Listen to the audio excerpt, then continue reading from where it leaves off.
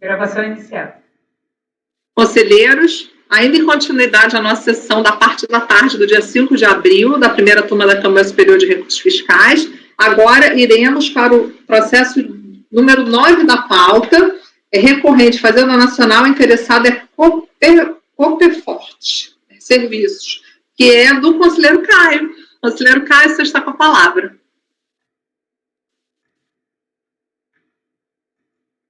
Conselheiro Caio, você está mudo.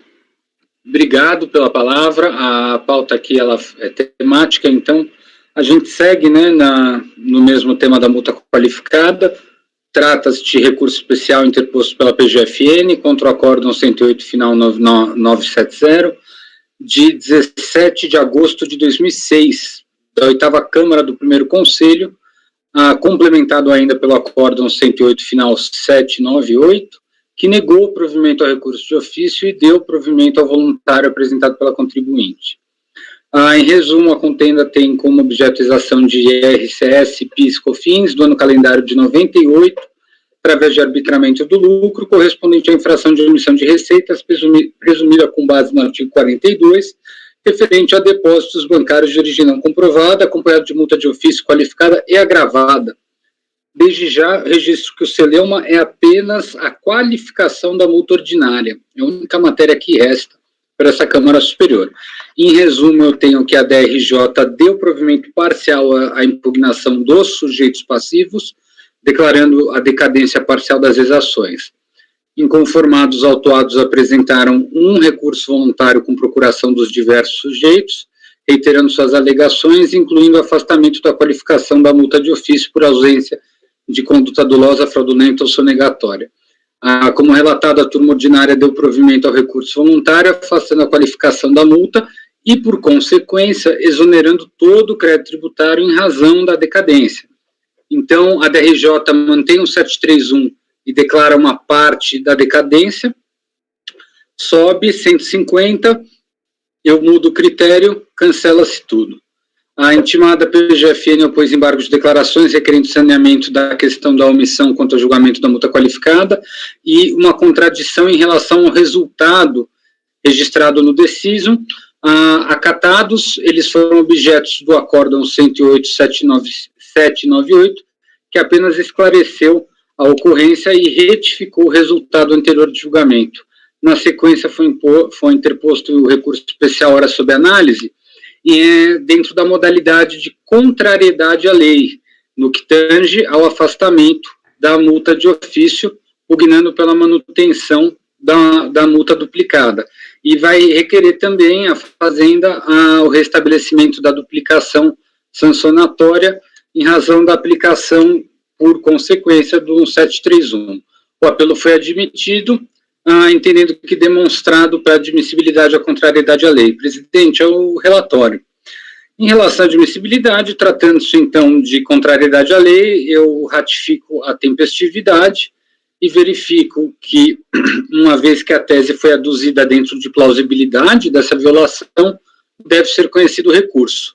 No mérito, a Fazenda sustenta que a multa foi devidamente aplicada, isso porque restou caracterizada em tese, palavras da Fazenda, a conduta dolosa na reiteração da omissão de rendimentos que levou à supressão do valor tributário. Ainda alega que, identificada a prática reiterada do contribuinte, não resta dúvida que essa foi a sua intenção, né? Foi uma conduta intencional, não havendo em se falar de erro em virtude dessa renovação no tempo. E, bem verdade, a precariedade contábil também seria um elemento que evidencia a sua conduta fraudulenta e cita especificamente a Fazenda, que deixou a contribuinte de registrar 1.500 cheques de valor superior a R$1.000. Minhas palavras, o tema não é novo, pelo contrário, há décadas o CARF vem discutindo. Primeiramente, cabe esclarecer que a constatação de que a contribuinte deixou de registrar mais de 1.500 cheques de monta superior a R$1.000 nada mais revela do que a própria infração de omissão de receitas, presumido dentro do modalidade do artigo 42 por conta desses depósitos bancários.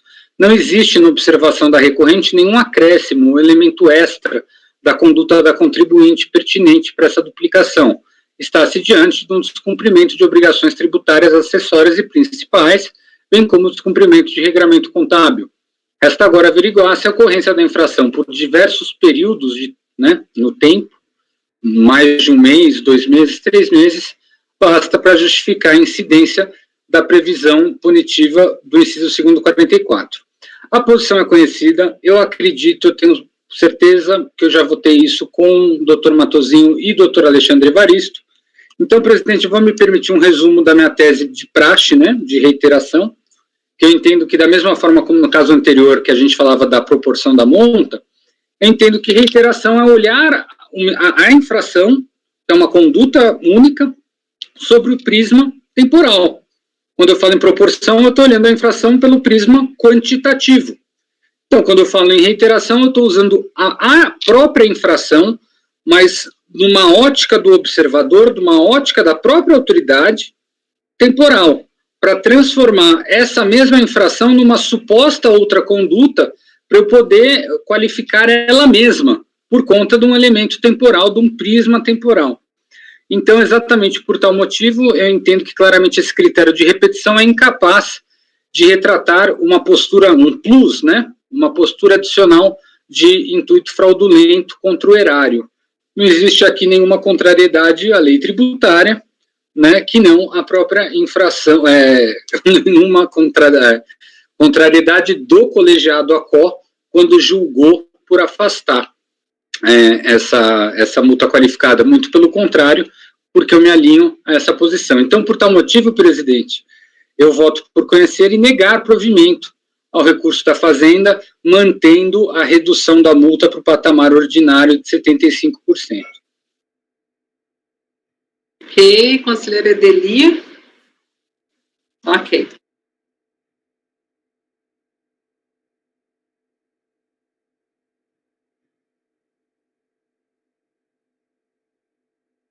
Pode falar, conselheiro Lívia. Ô, Caio, você teria algum problema em tirar a frase "não existe aqui qualquer contrariedade à lei tributária" ou complementar? Porque contrariedade à lei há, omissão de receita houve, a multa de 75 foi cobrada. É só que não tem aqui nem a multa qualificada. Isso aqui pode dar discussão, como a gente vê, Só para perguntar mesmo. Quando eu disse contrariedade à lei, é por conta da modalidade recursal. Aí, quando eu mesmo li, parecia que eu estava falando da infração, Então, eu concordo, Lívia, eu vou complementar falando não existe contrariedade à lei na postura jurisdicional da turma, da Câmara recorrida. Pode ser? Ok, combinado.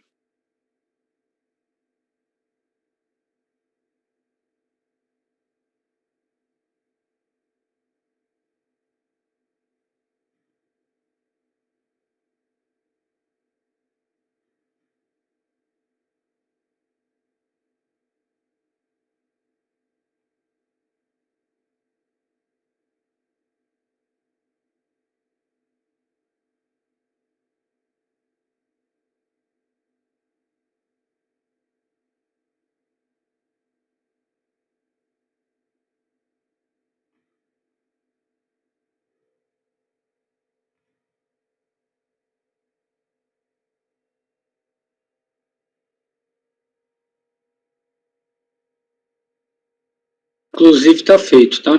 Para não esquecer.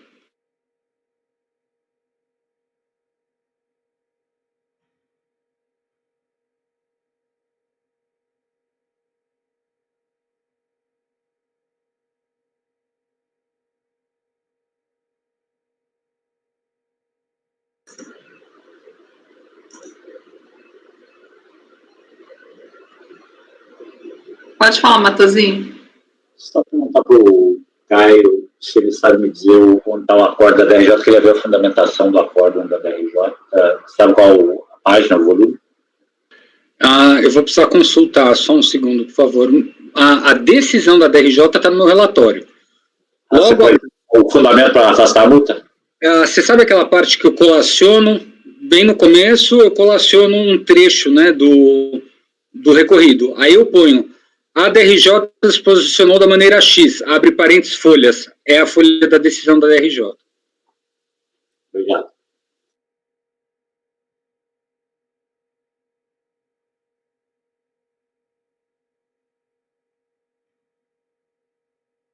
Fala, Matosinho. Ah, tá.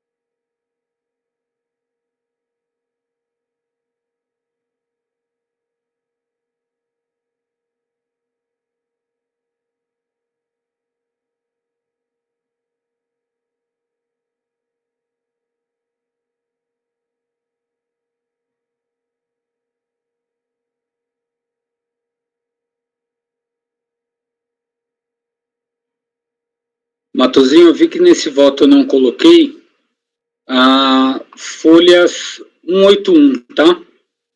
No primeiro anexo.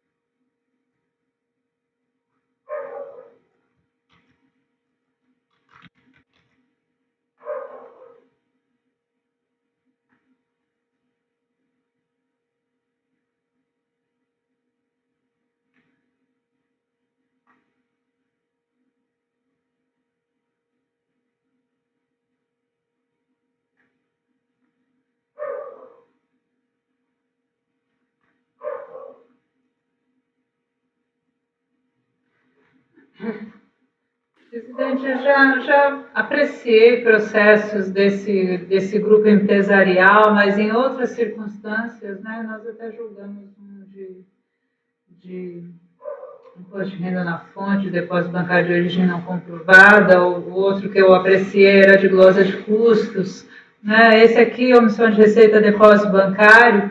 Há algum momento aqui nesse extenso termo de verificação fiscal em que de passagem se fala que dentre os depósitos há muita movimentação de cobrança, mas o fato é que tinha 19 milhões escriturados do total de 50 milhões e a fiscalização não faz essa distinção. Isso possivelmente com grande colaboração aqui dos representantes da empresa que se conduziram durante o procedimento fiscal e até mesmo antes disso para dificultar o acesso a essas informações, mas o fato é que todo o empenho da fiscalização é em demonstrar que ela não consegue informações da escrituração para fins de arbitramento do lucro, né? A dificuldade de se identificar o que foi escriturado a partir dos lançamentos resumidos, né? A transferência de cotas da pessoa jurídica para outra sociedade, mas aquilo que eu demando para a qualificação da penalidade, que é a especificação da movimentação bancária com a receita escriturada, até porque não foi apresentada escrituração, né, teve várias dificuldades para alcance dessas informações, a fiscalização não objetivou. Então, eu vou acompanhar o relator pelas conclusões aqui e manter a exoneração da multa qualificada. Ok. Conselheira Lívia, como vota? Acompanho o relator. Conselheiro Fernando, como vota? Presidente, eu vou acompanhar o relator pelas conclusões também. Ok. Conselheiro Tozelli, como vota? Eu acompanho, presidente. Conselheiro Matosinho, como vota? Presidente, acompanho pelas conclusões também. Ok. Conselheiro Alexandre, como vota? Eu acompanho, presidente, o relator. Eu vou abrir divergência porque do provimento é recurso da Fazenda, né? Porque entendo que existe a situação aqui, pelo que eu estou vendo da decisão da DRJ que transcreveu o TVF, de alterações contratuais e por meio de interpostas pessoas. Então, nesse caso, em função dessa descrição, quando a gente sobe, né, a gente eu tenho o entendimento de que quando sobe a multa qualificada, sobe a matéria, né? Então, eu vou divergir do relator com relação à multa qualificada para restabelecê-la, ok? Então, foi por maioria, não, conhecido por unanimidade, e no mérito negar provimento por maioria vencida a Andréia pelas conclusões Edeli, Fernando e Matosinho, certo? PV para mim. PV Edeli. Número 10 da pauta, continuamos com o doutor Caio, recorrente Fazenda Nacional, interessado Saferpack Serviços de Cobranças, EIREG. Está com a palavra, relator. Obrigado, presidente. Trata-se de especial interposto pela PGFN em face do acórdão 1201, final 350, proferido pela primeira ordinária da segunda da primeira, em sessão de 15 de agosto de 2018, complementado pelo acórdão da mesma turma, final 2913, de 18 de abril de 2019, e derradeiramente complementado pelo acórdão final 3567, de 23 de janeiro de 2020, que no final acabaram dando provimento ao recurso voluntário. Então, eu trago aqui as 3 emendas. Em resumo, a contenda tem como objetização de IPI, reflexo, ano calendário 2010, inadimplido em operações de vendas, apurado após verificação de infração de omissão de receitas, dentro de estrutura de fornecimento e circulação de mercadorias considerado fraudulenta, ensejou a cobrança também de RPJ, CESPs e COFINS da contribuinte, tratada no processo final 2014-21, acompanhado de multa qualificada e responsabilização dos sócios administradores. Registra-se, desde já, que as celeumas que prevalecem referem-se 1. Qualificação da multa de ofício, e 2. Responsabilidade tributária da sócia, procedida nos termos do artigo 1353. A seguir, eu trago um excerto do relatório.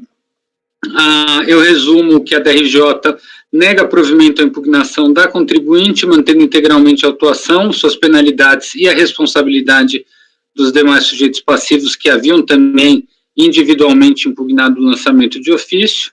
Inconformados, sujeitos passivos apresentam recursos voluntários a este egrégio CARF, reiterando suas alegações referentes às infrações, à qualificação e à sua responsabilidade. Distribuído, ele primeiro vai à terceira sessão, que por resolução declina a competência, uma vez destinado à turma ordinária, a primeira turma da segunda Câmara da primeira sessão, foi dado provimento parcial, voluntário, para afastar a multa qualificada, né, reduzindo para 75, e a responsabilidade tributária das pessoas de Evandro Franco de Almeida e Marcela Franco de Almeida. Opostos embargos de declaração pela Fazenda Nacional, alegando contradição quanto à matéria da responsabilidade dos coobrigados e omissão em relação ao tema da multa, foram acatados, sendo proferido o segundo acórdão, final 913, dando o acolhimento parcial a esse pleito, com efeitos infringentes, para então manter a responsabilidade do senhor Evandro Franco de Almeida, por unanimidade. Em face de tal acórdão, novamente foram opostos a embargos de declaração pela Fazenda Nacional, alegando a presença de contradição em relação agora ao tema da multa qualificada, no sentido de que se houve a responsabilização de pelo menos um sócio, isso seria evidência que a multa deveria ser qualificada. Igualmente acatados esses segundos embargos de declaração, foi proferido o acórdão final 3567, sem efeitos infringentes, apenas para aclarar essa suposta obscuridade no emprego, inclusive, do termo sonegação no julgado que manteve a responsabilização do senhor Evandro. Na sequência, foi interposto especial agora sobre análise, tratando da qualificação da multa de ofício e da responsabilidade da sócia senhora Marcela de Almeida, tanto nos termos do artigo 135, inciso 3, como nos termos do artigo 124.1. Tal apelo foi parcialmente admitido pelo despacho de admissibilidade apenas em relação às matérias da qualificação da multa e da responsabilidade nos termos do artigo 135.3, sendo rejeitado o tema do 124.1. Intimado a contribuinte e a coobrigada, a senhora Marcela de Almeida, não apresentaram contrarrazões. Na verdade, o coobrigado, o senhor Evandro, apresentou contrarrazões. Posteriormente, o processo foi sorteado por este conselheiro. Presidente, agora, enquanto admissibilidade, reitera-se a tempestividade do especial da Fazenda. Ele é processado nos termos do RICARF vigente e, como relatado, apenas o coobrigado, o senhor Evandro, apresentou contrarrazões, enquanto a contribuinte e a coobrigada, a senhora Marcela, permaneceram silentes. Na peça, o senhor Evandro trata do não conhecimento do apelo fazendário e da manutenção do afastamento da multa qualificada e da ausência de responsabilidade dos sócios. Frise-se que o recurso especial da Fazenda Nacional apenas pleiteia o restabelecimento da responsabilidade da senhora Marcela, uma vez que mantida a responsabilidade do senhor Evandro, não havendo, então, recurso especial desse sujeito passivo contra a sua manutenção no polo passivo. Então, assim, por ausência de legitimidade postulatória, apenas conhece-se parcialmente as contrarrazões do senhor Evandro. Quanto ao conhecimento, esse sujeito passivo, de forma muito breve, genérica, desprovida de dialeticidade, afirma que, abre aspas, toda matéria objeto de recurso especial depende de prévio pré-questionamento, algo que não ocorreu. E conclui que o recurso apresentado pela PGFN tampouco observou o disposto nos parágrafos 8º e 9º do mesmo perceptivo, que deve ser o artigo 67, restringindo-se a apontar de forma genérica os supostos pontos dos paradigmas colacionados, além de que a mesma PGFN olvidou-se de colacionar aos presentes autos cópia do inteiro teor dos acordos. Em relação ao pré-questionamento, não há qualquer margem para dúvidas que está tal presente requisito recursal na demanda, sendo tanto o tema da multa de ofício como da responsabilidade objeto de embargos de declaração e de acórdãos correspondentes, não na falta de 2. Em relação às formalidades da apresentação dos acórdãos paradigmas, a recorrente, que é a Fazenda Nacional, em suas razões, transcrevendo trechos relevantes da ementa e do voto dos julgados em questão, supre os requisitos regimentais atuais, sendo então rígido formalmente o apelo da Fazenda. No mais, por diversas folhas, a Fazenda Nacional explora a divergência jurisprudencial, não havendo em se falar, então, de razões, abre aspas, genéricas e muito menos falta de dialeticidade. Por fim, fazendo uma simples análise dos acórdãos 1402, 003, 361 e 1302, 004, 265, que são os paradigmas, fica certa e evidenciada a similitude fática e notória divergência. Bom, então, desse modo, presidente, eu voto por conhecer o apelo nos termos já afunilados pelo despacho de admissibilidade. Uma vez conhecido o recurso especial oposto pela PGFN, passa a apreciar as matérias submetidas, quais sejam qualificação da multa e responsabilidade nos termos do 1353. Em relação à primeira matéria trazida, refere-se à multa de ofício qualificada afastada, então, pelo acórdão recorrido. Em relação a tal sanção, a Fazenda afirma que a conduta praticada pela contribuinte e o intuito fraudatório e sonegatório está evidente, pois, no caso, além de ter havido omissão reiterada de vultosas quantias durante o ano de 2010, não houve a regular declaração do fato gerador, o que impediu a autoridade de conhecê-lo.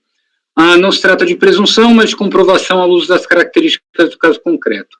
Por fim, vale-se a Fazenda de excerto dos acórdãos paradigmas, que inclusive tratam de manobras utilizadas pela contribuinte em estrutura que contava com outras empresas, considerado então uma estrutura fraudulenta, empregada para economia ilícita de tributos. Dito isso, esclarece-se que em relação à falta de declaração, à reiteração e à monta das infrações, este conselheiro diversas vezes vem se posicionando sobre a improcedência de tal tipo de fundamento para a qualificação da multa. Tal entendimento é acatado atualmente pela maioria dessa colenda primeira turma, como ilustram os acórdãos finais 5151, 5152 e 5290. A seguir, eu trago também uma ementa sobre esse termo. Assim, sem razão para maiores elucubrações, rejeita-se tal argumento fazendário.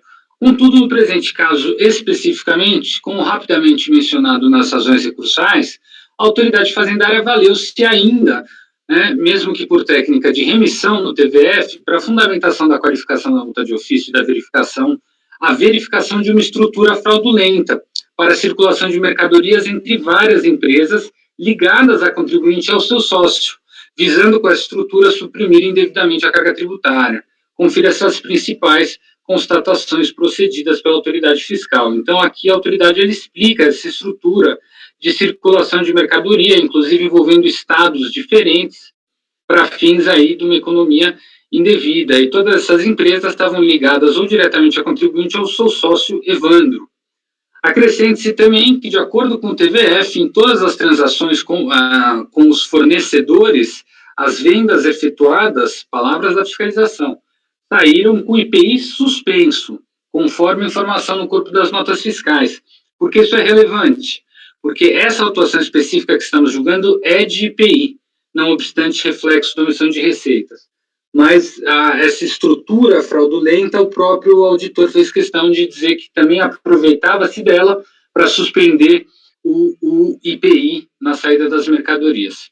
Minhas palavras, temos assim cenário em que a fiscalização efetivamente demonstrou e provou o emprego de deliberado ardil, com manifesto intuito fraudulento em operações diretamente ligadas ao nascimento do crédito tributário sob exigência.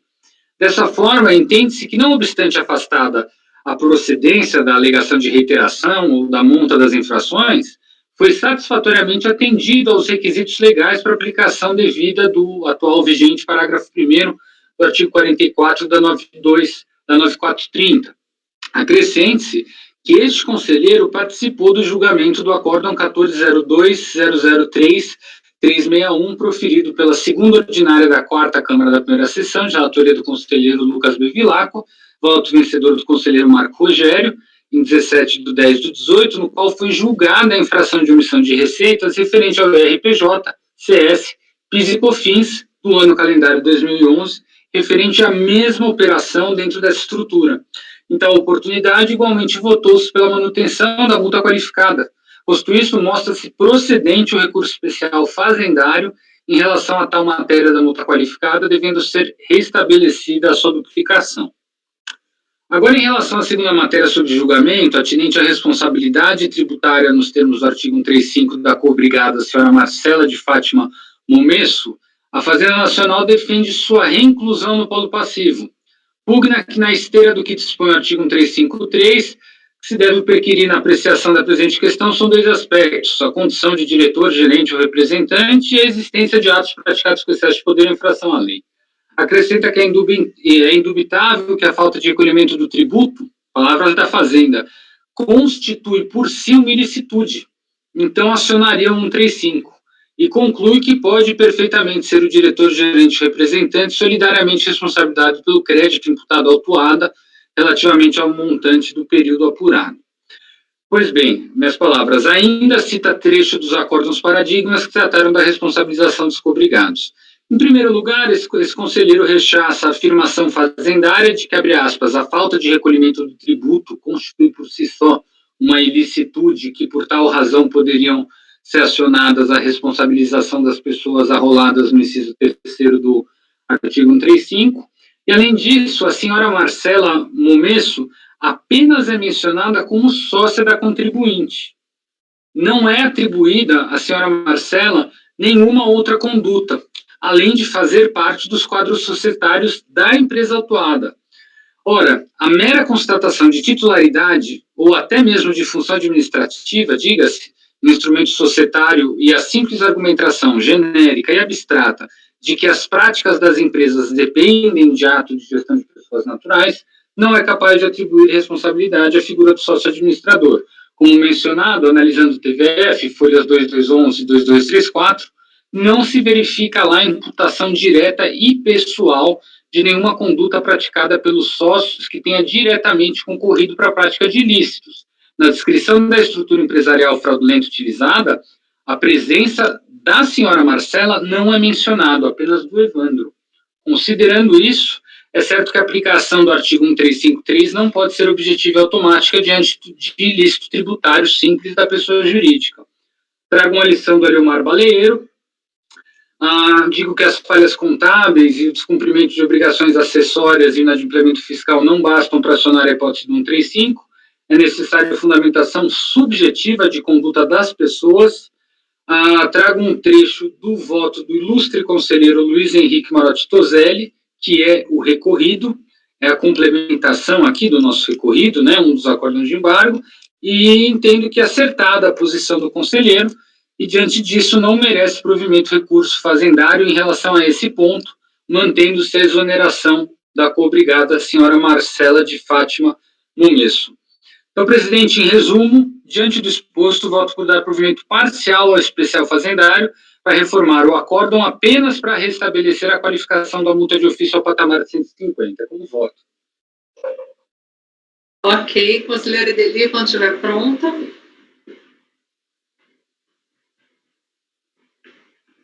Conselheiro, cai uma dúvida. Esse processo, o senhor falou que é de IPI, no caso? Teve anterior uma autuação de RPJ, CSLL, é isso? Já julgada? Tá mudo, não estou ouvindo. Ela não foi julgada nessa instância ainda. Chegou primeiro o IPI, né? Então, foi julgado pela primeira turma da segunda Câmara, o IPI, e foi julgado pela segunda turma da quarta Câmara, o IRPJ-CS. Né? Então, eles transitam em paralelo, mas isso é muito comum. Isso aqui não, porque só para saber se já temos algum julgamento sobre isso. Ok. Doutor Fernando, por favor. Conselheiro Caio, só uma dúvida. Essa senhora, agora fugiu o nome dela aqui, né? A dona Marcela de Fátima, sócia, não tenho dúvida, ela era, não é essa a questão. Ela era administradora no contrato social da empresa? Doutor Fernando, eu lhe confesso que dentro do meu entendimento, o fato de ser só sócio, ou só administrador, ou só sócio-administrador, contratualmente, é o que eu digo quando eu rechacei no meu voto da lógica da necessidade, da manus, da pessoa natural. Para mim foi relevante esse fato, porque eu não encontrei o plus da conduta dela. Eu precisaria verificar agora, mas para mim foi relevante. Não, tranquilo, eu vou verificar aqui. Porque para mim é relevante, entendeu? Sim. Não há problema. Pazelli.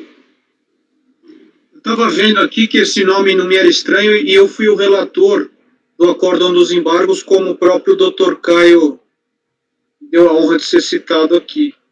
E, na verdade, o acórdão originário que é o recorrido foi do Luiz Fabiano, que era o relator, e ele aplica exatamente o mesmo entendimento do caso do IPI. Então, naquela ocasião, não houve muita discussão, colegiado por unanimidade, ele aplicou o mesmo entendimento que prevaleceu no IPI, ou seja, afastou toda a solidariedade e também a multa qualificada. Porém, como não tinha sido apresentada a motivação da exclusão da responsabilidade solidária, a parte fazendária recorreu e eu fui o relator dos embargos. Aí, na hora que eu fui ver os fatos, aí realmente, Fernando, tem 2 sócios administradores, mas a motivação do auto só fala Evandro, não fala nada além da qualificação de administradora da outra sócia. Então não tem nada. E aí me saltou aos olhos também, eu falei, não é possível que o colegiado afastou a multa qualificada nessa fratura exposta aqui, né? Porque eu levantei todos os eventos, né, que me levaram a concluir que o sócio ele era o manda-chuva de um esquema para não pagar tributo, né? E aí eu fui ver que foi exclusivamente por isso. Então é até interessante voltar aqui para a gente corrigir, porque aqui, né, a multa qualificada me parece fazer sentido. Então, só esclarecendo, doutor Fernando, o que me levou, naquele caso, a afastar a Marcele, só levar o Evandro, se você vê o TVF, toda uma motivação além de ser o sócio administrador, tudo era Evandro, era ele que dava ordem de compra, ele que era o sócio de fato, ele que agia em nome, né, da empresa autuado, mas simulando, né? Só para esclarecer aqui. Obrigado, conselheiro José. Posso, presidente? Por favor. O 1402, o recurso especial dele não foi sorteado aqui para a primeira turma junto com o IPI, foi sorteado para a relatoria na terceira sessão, na terceira turma da Câmara Superior, está lá para inclusão em pauta. Não sei se eles vão... que já está na regra nova de competência, né, de possivelmente multa, responsabilidade tributária, né, acho que ficou na competência deles também. Eu passei o termo de verificação fiscal, o termo de imputação de responsabilidade, a decisão da DRJ, a alegação da Marcela de Fátima Mumesso tem sido o tempo todo de que não está demonstrada a conduta dela. Eu decido com parâmetros diferentes do conselheiro Caio, acho que não precisa ter imputação objetiva, mas é preciso uma indicação mínima de gerência, né, para que a gente possa estabelecer esse link entre a qualificação da penalidade, né, e a infração de lei, quer dizer, é preciso que tenha algum comando. A única referência que é trazida aqui e que é contrastada, inclusive na DRJ, seria uma alteração do contrato social em 2011, que indicaria essa pessoa como gerente, só que a autuação aqui é de 2010, né? Então, era mencionado o tempo todo como sócia, e a única indicação em que ela aparece descrita como gerente é quando a DRJ aprecia essa alteração contratual de 2011, inclusive a DRJ coloca em dúvida o documento trazido. Então, eu vou acompanhar o conselheiro Caio pelas conclusões, só deixando para não fazer besteira de novo. O voto do conselheiro Caio é por manter a qualificação da penalidade, ok? E afastar a responsabilização. Então, provimento parcial, acompanho pelas conclusões.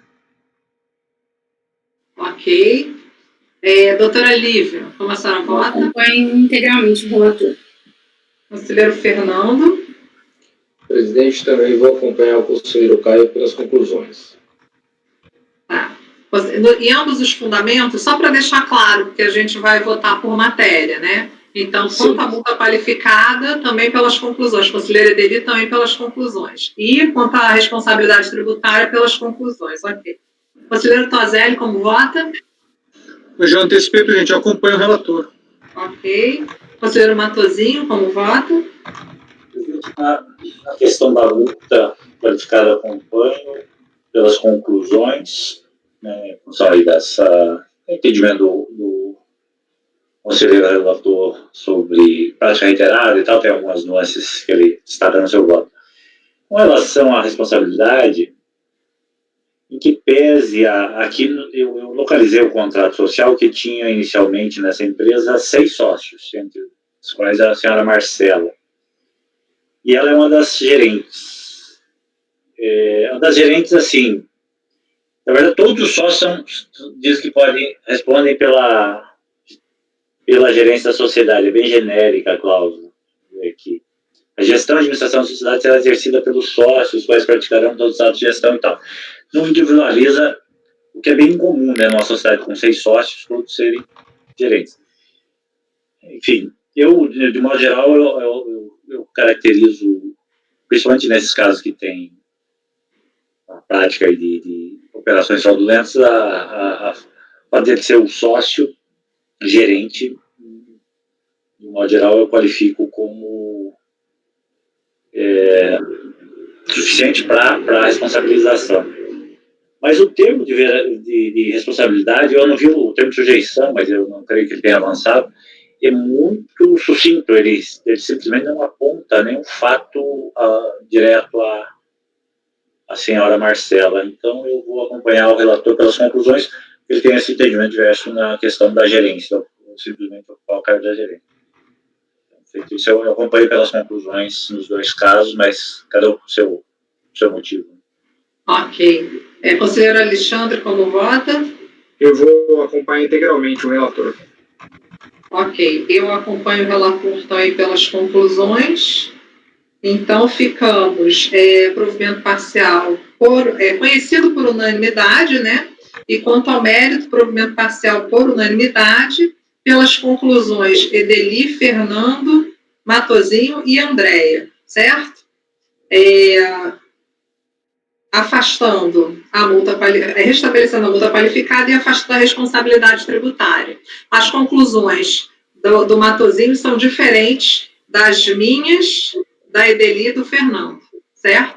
Pelo que eu entendi, o Matosinho está com fundamentos distintos. Pode falar, conselheiro Caio. Presidente, Tá mudo. Tá mudo. Presidente, agora tá. Oi, agora estou ouvindo. Não está sendo afastada a responsabilidade? Está sendo mantido o afastamento, entende?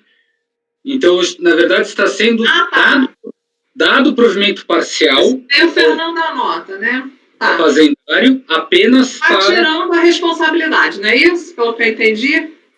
Não, a responsabilidade ela já foi tirada. Já foi tirada, entendi. Está confirmando a retirada, não é isso? Tá. Mas a multa qualificada o senhor está restabelecendo. Estou restabelecendo, sim. Tá, então, vamos lá. Conhecido por unanimidade, provimento parcial por unanimidade para restabelecer a multa qualificada e manter o afastamento da responsabilidade. Pelas conclusões, Edeli, Fernando, Andréia e Matosinho por conclusões distintas. Tá certo? Então, agora vamos para o item 11 da pauta, de relatoria da conselheira Lívia, recorrente Fazenda Nacional, interessado Walter Ubiranei dos Santos. É o último do dia hoje, conselheiros. Conselheiro, você está com a palavra. Vamos lá, recurso de divergência deposto pela Fazenda, em face do Acordo 1803 de 2011, equiparou pessoa física a pessoa jurídica e tributou, então, com o IRPJ e não IRPF, e permitiu a dedução ele chama de compensação, mas a dedução dos tributos recolhidos como pessoa física na atuação como pessoa jurídica. O acórdão foi embargado pela Fazenda, os embargos foram rejeitados. Aí eu cito aqui o trecho do voto condutor do acórdão de embargos, porque ele esclarece a decisão, achei interessante. Então, vou só ler a parte grifada. O acórdão foi claro em pronunciar-se quanto à possibilidade de compensação do saldo do imposto de renda retido na fonte, com os demais tributos apurados no procedimento fiscal, considerando tratar de situação peculiar e especialíssima, devendo merecer o tratamento adequado sob pena de indevida apropriação por parte da Fazenda Nacional. Essa questão de peculiar e especialíssima está nesses termos no voto condutor. Então, assim foram rejeitados os embargos de declaração. No recurso especial, a Fazenda questiona a decisão recorrida nessa parte que ela permitiu a compensação do excesso de R-fonte existente em cada trimestre após a dedução do RPJ apurado de ofício com os demais tributos objeto do lançamento. Afirma que o colegiado da COA admitiu a compensação em sede de lançamento de ofício sem observância do procedimento que, segundo ela, seria da PERDECOMP, né? 74.9430, enfim. Aponta 2 paradigmas, compensação matéria de defesa, compensação não é matéria de defesa, e o outro que eu indico aqui também. O presidente da Câmara deu seguimento ao recurso, ele considera, examinando os acordos paradigmas, verifica-se que traz o entendimento de que a apreciação de pedido de compensação tem momento, procedimento e competência original próprios, e ainda que a compensação não é matéria de defesa, se dá entre débito definitivamente constituído e crédito líquido e certo. O recorrido, por seu turno, vem considerar que, a fim de evitar o lucro completamente ilícito da Fazenda Nacional, deve ser concedida a compensação de indébitos tributários que afloraram na apuração da matéria tributável, normalmente se o contribuinte sequer admitir a nova situação jurídica criada pelo procedimento fiscal. E aí, caracteriza a divergência. O sujeito passivo apresenta contra-razões questionando a admissibilidade e o mérito do recurso. Então, esse é o relatório.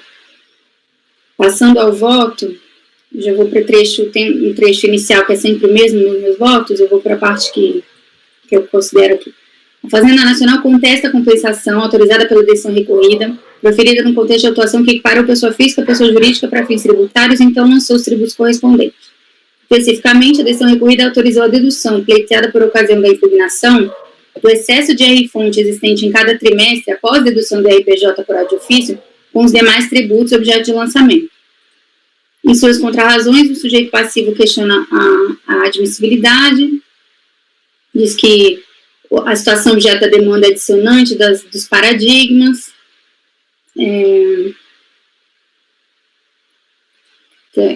transcrevo aqui o trecho. No caso, eu compreendo que para que possa, aí eu coloco o meu posicionamento aqui do que seria um paradigma para o caso, né? Então, para que possa servir de paradigmas para o caso dos autos, os precedentes e sindicatos precisam ter analisado os casos em que também esteja presente a circunstância específica de apuração, tal como realizada pelo sujeito passivo, ter sido completamente desconsiderada pela autoridade atuante, a partir do momento em que essa enquadra em outro regime jurídico. Isso porque foi essa a motivação do voto condutor do recorrido para autorizar a compensação ora discutida, como restou muito bem esclarecido, inclusive pelo acordo de embargos, né? Então, pois bem, o paradigma 201, 79.480, analisa a arguição feita em sede de impugnação de que a autoridade atuante deveria, por ocasião do lançamento de IOF, efetuar a compensação do tributo lançado com créditos de outros tributos que o contribuinte possa ter perante a Fazenda. Assim, eu tenho crédito, antes de lançar meu IOF, você tem que considerar isso. Então, é um contexto fático e jurídico completamente diverso do caso dos autos, né? Eu considero que esse precedente não é comparável aqui para verificação de divergência. Quanto ao paradigma 108.08231, Ele se tratou de lançamento por arbitramento, motivado pelo fato do sujeito passivo, que era do Simples, ter deixado de atender as intimações para apresentar os livros e documentos da escrituração. O arbitramento foi realizado após a exclusão do sujeito passivo do Simples. Eu transcrevo aqui trecho do relatório e trecho do voto. Eu considero que não há detalhes acerca da compensação que foi pleiteada e discutida ali. Eu não consigo afirmar com certeza se a compensação discutida ali foi essa compensação genérica do paradigma 201 aqui que eu comentei, essa já eu tenho tributos e, portanto, compensa aqui se eu for lançar, ou se ele está falando especificamente da situação de, você arbitrou meus tributos, eu já tinha pago o tributo no Simples, então considero que eu paguei no Simples para essa atuação, né? Coloco aqui trecho do relatório, é bem sucinto. A recorrente pleiteia a revisão do pedido de compensação interposto quando da impugnação e tal, e o trecho do voto também fala, reitera, a recorrente pleiteia a revisão do pedido de compensação, não existe possibilidade de atendimento ao pleito da contribuinte, haja vista que a competência original para apreciar a compensação pertence à autoridade lançadora e a oportunidade para tal ocorre apenas ao final do contraditório, conforme instruções normativas 2173 e 210. Esse é o voto. Então, eu dizendo, da leitura de tal voto condutor, não é possível ter certeza sobre se a turma prolatora do acórdão paradigma aqui estava a decidir acerca do pleito de compensação genérico como do 201, ou se ele está, e eu considero mais provável, que é o mais recorrente, a compensação dos tributos recolhidos no Simples ante o arbitramento efetuado pela autoridade atuante. Havendo tal dúvida acerca das circunstâncias fáticas e jurídicas da decisão, e considerando estarmos em sede de admissibilidade recursal, é de se dar interpretação ampla que não impeça o segmento do recurso. Isso eu tenho aplicado como premissa minha. Se eu tenho dúvida, se eu acho que o paradigma pode ser interpretado como sendo um paradigma que conteste o recorrido, na dúvida eu admito. Eu entendo que a função da Câmara Superior é pacificar a jurisprudência, e se alguém pode interpretar uma decisão de um jeito, a gente tem que dar uma solução para isso, é o que eu digo aqui nos meus parágrafos seguintes. Aí considero também, uma outra ponderação relevante é que o acórdão 108, esse paradigma, analisou a atuação que apenas aplicou uma outra forma de apuração de tributos ao sujeito passivo, substituindo-se a sistemática do Simples pela lucro arbitrado, mas sem desconsiderar o regime jurídico a ele aplicável. Ele continuou sendo tratado como pessoa jurídica. Isso é diferente do caso dos autos, em que era pessoa física que passou a ser considerada pessoa jurídica com atuação.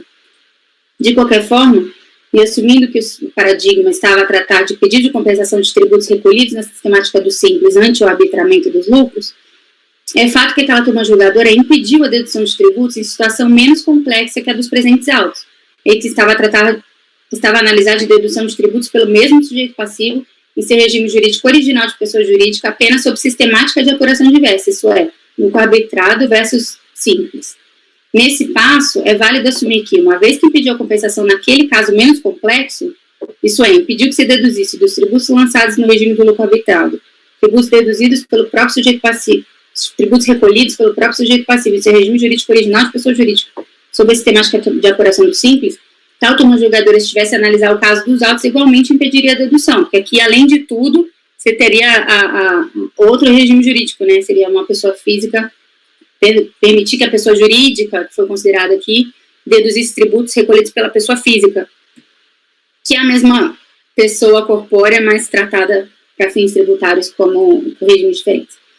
Então, essas são as razões pelas quais compreendo o acórdão 108 serve de paradigma para comprovar a divergência jurisprudencial no caso em questão, que o recurso é da Fazenda, né? Então, eu conheço do recurso exclusivamente com relação ao paradigma 108.08231. Votamos esta parte? Podemos continuar ou vamos votar isso, doutora Ideli? Vamos votar o conhecimento? Com uma ressalva de um dia talvez evoluir, mas eu não consigo conhecer com base no 108.08231. Entendi.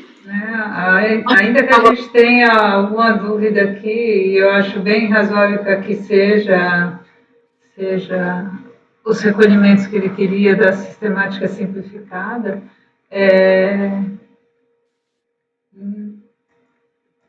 a situação fática do recorrido é muito diferente, e foi justamente invocada essa situação sui generis para decidir por essa por essa situação, né? Então, eu compreendo a argumentação da conselheira Lívia, pode ser que um dia talvez eu evolua, mas eu tenho a certeza de que os acórdãos trataram de matérias diferentes, né? E o fato da justificativa ser muito severa no 108.08.231, eu não consigo fazer essa expansão de que o colegiado teria a mesma conclusão em relação à autuação pessoa física.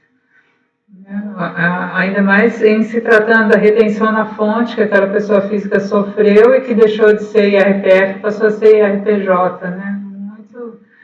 É uma situação muito, muito peculiar mesmo, então eu vou abrir divergência para não conhecer. Ok, conselheiro Fernando. Presidente, vamos lá, né? Eu tenho dúvidas. Acho que ninguém fica tão confortável com esse processo, principalmente porque já começa com uma dúvida que eu não concordo que seja compensação, em nenhum caso. Parece que seria dedução, né? O que se quer é uma dedução, não aquilo feito por meio de declaração de compensação, que é, né, às vezes... E aí, às vezes, eu fico com dúvida até se estão fazendo essa confusão ou não aqui, né? Tem gente que entende que deveria ser por compensação, tem outros que entendem que alguém deveria pedir restituição, né, que nem caberia, isso tudo. Mas não me sinto confortável também para conhecer, né? Não me sinto confortável porque outras questões poderiam ser postas aqui, né? O fato de, num caso, dentro a mesma pessoa jurídica, a mesma pessoa, né? No caso, uma pessoa jurídica sofreu retenções e poderia a gente estar falando de poder compensar ou não, né? E no caso aqui do nosso auto, uma pessoa física, né? Usar o da pessoa física no da pessoa jurídica. Por isso que por esse pequeno detalhe que eu vou votar por não conhecer, porque, né, as situações não necessariamente teriam o mesmo deslinde, né? Então eu voto por não conhecer. Ok, conselheiro Tozelli, como vota? Entendo o racional da conselheira Lívia, mas eu acho que o ônus de demonstrar a divergência, aí se inclui aquela velha história nossa de eu lendo o paradigma, eu consigo criar a convicção de que ele ia permitir esse abatimento aqui. Eu não consigo fazer essa leitura. Até poderia, mas eu não consigo. Me parece, aliás, que não é esse abatimento dedução aqui, porque ele fala em um suposto pedido de compensação. A gente não sabe também se é um pedido formulado em peça de defesa ou é um pedido de compensação, o rito próprio da compensação, né? Então, salvo o melhor juízo, nesse exame agora, eu também não consigo caracterizar a divergência a partir do 108. Aqui eu acompanho a divergência da conselheira Edeli, salvo se a conselheira Lívia eu vi que levantou a mãozinha. Vou passar a palavra para ela. Não, só que o recurso é da Fazenda e o paradigma proíbe em uma situação muito mais simples, que eu queria, estou assumindo, eu recolhi tributos no Simples, você me arbitrou meu lucro, então, por favor, deduza os tributos que eu recolhi no Simples. E o paradigma já não deixa aí. No nosso caso, que é uma pessoa física equiparada à jurídica, ainda é um regime jurídico diverso, né, porque é IRPJ versus IRPF, que ele vai querer deduzir de pessoas diferentes para fins tributários, embora mesmo corpo. Então, se ele proibiu naquela, com mais razão ele proibiria nessa. Esse foi o meu raciocínio. E eu estou entendendo que o pedido aqui é de dedução mesmo de, olha, se você, autuação, descaracterizou o meu regime e disse que eu sou outra coisa, então me permita deduzir os tributos que eu recolhi quando eu achava que eu era eu achava que era maçã, recolhi tributo de maçã. Você me fala que eu sou laranja, então, por favor, deduza uma maçã. E eu acho que tanto o recorrido quanto o paradigma dizem isso, com as suas peculiaridades fáticas muito específicas, mas acho que ambos eu tiro essa conclusão, que eu sou mais elástica do que... Só para esclarecer, recurso é da Fazenda. Conselheiro Fernando? Presidente, quando eu acabei de falar e o Tozelli começou a se manifestar, eu vi que eu fiz o raciocínio exatamente inverso, né? Bem pelo contrário, né? Vou concordar com esse argumento final da conselheira Lívia, né? Que no anterior, no paradigma, né, não se aceitou nem sendo da mesma empresa, né? Pessoa jurídica com pessoa jurídica. E o recorrido aceitou, inclusive, o da pessoa física, né? Por essas razões, eu reformulo, tá? Eu sei que ainda tem a questão da compensação ou da dedução, mas no contexto ali eu também reformulo para conhecer do recurso. Ok, conselheiro Delia?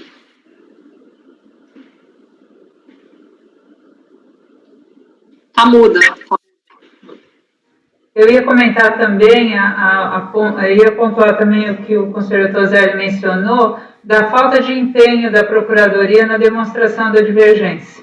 Né, a menção, a ementa, né, a uma frase, só tem uma frase mesmo no paradigma, mas nos casos de simples também, a gente tem a dificuldade de, a questão de quem é o administrador da receita, né, para trazê-lo, para imputar. Havia essa objeção, né, que o simples era um recolhimento inunificado, que envolvia também contribuição previdenciária, que não está dentro da competência da Receita, né, então tinha outras objeções, né, e aqui o que a fiscalização reconheceu foi as antecipações de fonte, né, que mesmo que o próprio contribuinte, reformulando aqui, já mostravam um excesso em cada trimestre em relação ao IRPJ, que era devido de ofício nessa sistemática.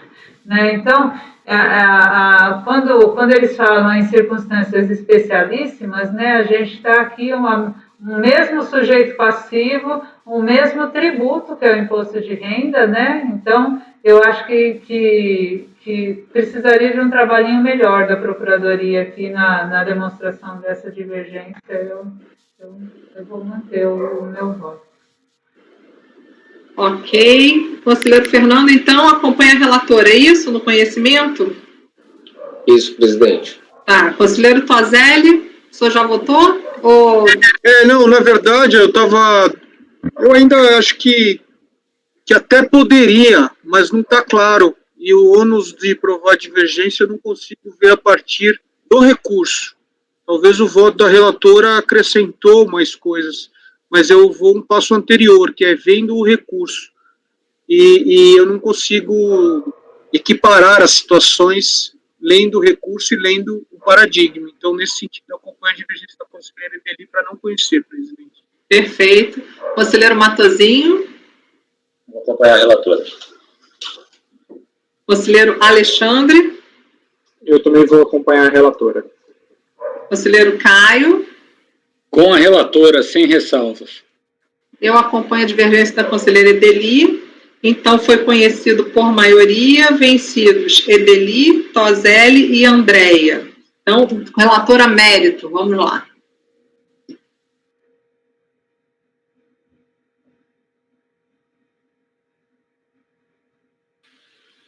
Então, no mérito, a questão jurídica a ser definida versa sobre eu até falei dedução autorizada pela decisão recorrida do excesso de R-fonte existente em cada trimestre após a dedução do IRPJ apurado de ofício, com os demais tributos lançados no contexto de uma atuação que desconsiderou o regime jurídico adotado pelo sujeito passivo de pessoa física e o tributou como pessoa jurídica. Transcrevo o trecho final da decisão recorrida. Então, ele considera, vou ler o trecho só que eu grifei. Conforme se observa dos demonstrativos anexo ao auto de infração, mesmo após a compensação do imposto de renda devido em cada trimestre, aflorou considerável parcela a restituir e que não foi objeto de compensação. Trata-se, nesse caso, de situação peculiar especialíssima e que também deve merecer tratamento diferenciado. Como o contribuinte foi equiparado à pessoa jurídica pela própria administração, sendo-lhe imposto no CNPJ realizado no lançamento de ofício dos tributos correspondentes, deve-se observar os princípios constitucionais de razoabilidade e moralidade, que devem nortear a agir da administração pública. Considerando que o pedido de compensação se processou após o regular lançamento de ofício e no bojo do processo administrativo fiscal durante a impugnação, deve a compensação se processar considerando a imputação dos débitos e créditos apurados com multa de ofício deduzida em 50%, acrescendo-se a taxa Selic, a taxa de juros de mora, valorando-se a compensação na data do protocolo, enfim, ele entra até no detalhe de quanto vai valorar a compensação para isso. Então, ele resta assegurado o direito ao recorrente em ver compensados os indébitos decorrentes do IR retido na fonte, pois já estariam decaídos caso for pleiteá-los após o término do processo administrativo fiscal, essa decisão recorrida. Como se percebe, como também ressaltou o Acórdão de Embargos, a decisão recorrida acolheu o pedido de dedução do saldo de IR-fonte do valor dos tributos exigidos por ocasião da atuação fiscal, ante a situação peculiar e especialíssima, entre aspas, ali presente, em que a autoridade fiscal alterou o regime jurídico aplicado ao sujeito passivo. De fato, não está se falando em compensação dos tributos nos termos da legislação pertinente ao PEDECOMP, e sim em aproveitamento de valores já recolhidos pelo sujeito passivo, por conta da compreensão de que a apuração original foi desconstituída, e na nova apuração, entendida como a real pela autoridade fiscal atuante, haveria tributos federais a pagar. Dito de outra forma, não se pode negar que, ainda que por um caminho tortuoso, a parcela do crédito tributário, constituída por meio de lançamento de ofício, já foi quitada pelo sujeito passivo, por isso deve ser levada em conta no contexto do processo administrativo, que terá como ato final a expedição de um título executivo para a cobrança dos valores que se entender devido. Assim, compreendo ter sido acertada a decisão recorrida, que mantém também com seus próprios fundamentos. Em contextos jurídicos equiparáveis, não, obviamente, no mesmo, esse CARF tem se posicionado a favor desse tipo de dedução de tributos. Nesse sentido, cita-se como exemplo julgados acerca do tema da redução de capital e devolução de bens a valor contábil. Quando a autuação é mantida, a gente sempre tem permitido a autorização de que se deduza dos valores da autuação o imposto de renda recolhido pelo sócio sobre o ganho de capital. Então, se você considera que foi outra pessoa, mesmo sendo outra pessoa, o CARF tem aceitado essa dedução, inclusive com o julgado dessa Câmara Superior. Coloco aqui alguns precedentes de turmas ordinárias também. Destaco um trecho do voto do conselheiro Abel.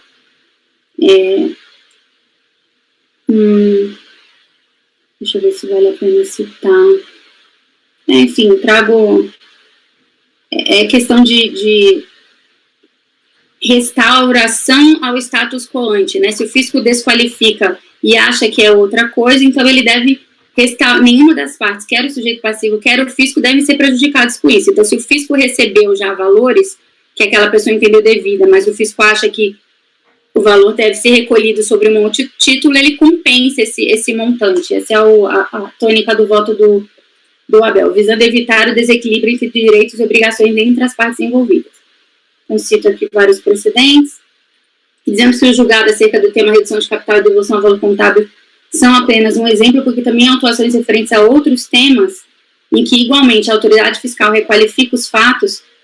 Eu identifico julgados que considero aplicável a dedução de tributos. Aqui tem um de ganho de capital, simulação. Então, quando você considera que existe uma simulação e que a realidade é outra, o fisco atua com base nessa outra realidade, mas se permite a dedução dos tributos pagos pelo sujeito passivo. Se observar, por fim, que o fato de eventualmente se tratar de tributos com destinações constitucionais diferentes não pode servir de impeditivo para que se autorize a dedução acima comentada, permitindo-se que o tempo faça com que o Estado se aproprie de valores que ele próprio reconhece que não lhe são devidos. Porque se o próprio fisco diz que aquela pessoa física não é pessoa física, então aquele tributo que aquela pessoa física recolheu não é devido. Né? Assim, eventuais alterações em extratos de débitos devem ser realizadas pela própria autoridade que requalificou os fatos e cobrou os tributos correspondentes. Aqui eu estou contrapondo alegações das contrarrazões.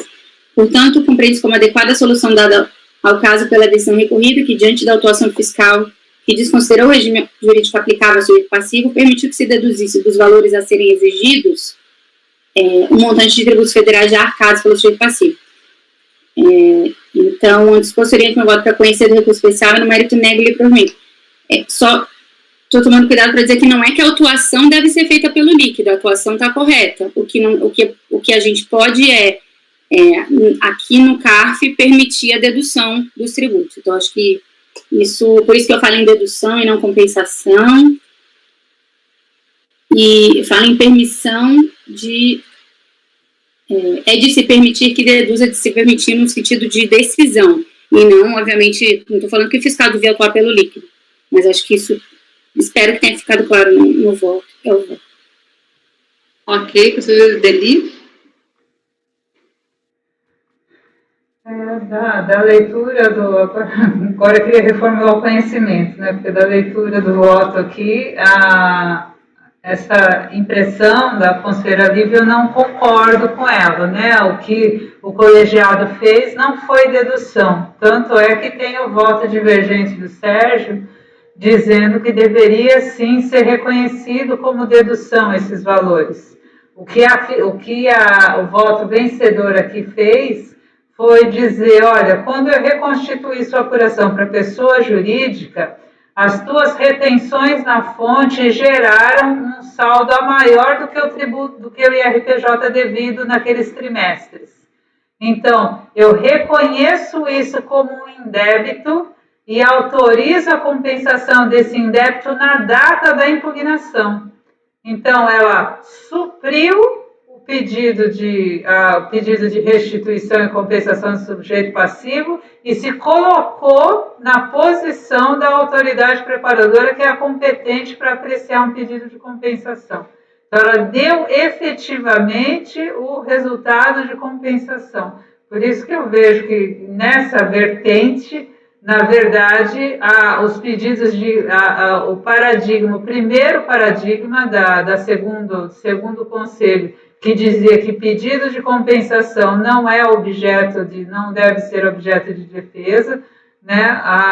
Tudo bem que não era isso que o contribuinte estava pedindo, mas é o que ela deu, né? Então, eu vejo que lá nos paradigmas do segundo conselho, eles jamais dariam isso por compreender pedido de compensação como não viável em matéria de defesa. Porque essa construção argumentativa se faz justamente por não ser a autoridade julgadora competente para decidir pedidos de compensação, né? Então, quer apresentar, desiste do recurso e apresenta o pedido de restituição, de compensação e faz. Então, para mim, é bem equivocada a condição que foi dada aqui no acórdão recorrido, e eu também já tenho a premissa inicial de que esse tipo de confrontação ela não é possível em sede de julgamento, porque ela mistura tributos de espécie diferente de destinação constitucional diferente, então isso não pode ser feito em sede de julgamento sob pena de prejuízo à repartição de receitas. Então, eu divirjo e dou provimento ao recurso especial da PFM. Conselheiro Fernando.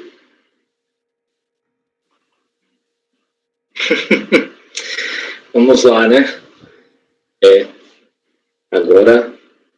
Agora olhando sob essa vertente, eu acho que eu acertei no conhecimento pelo paradigma errado.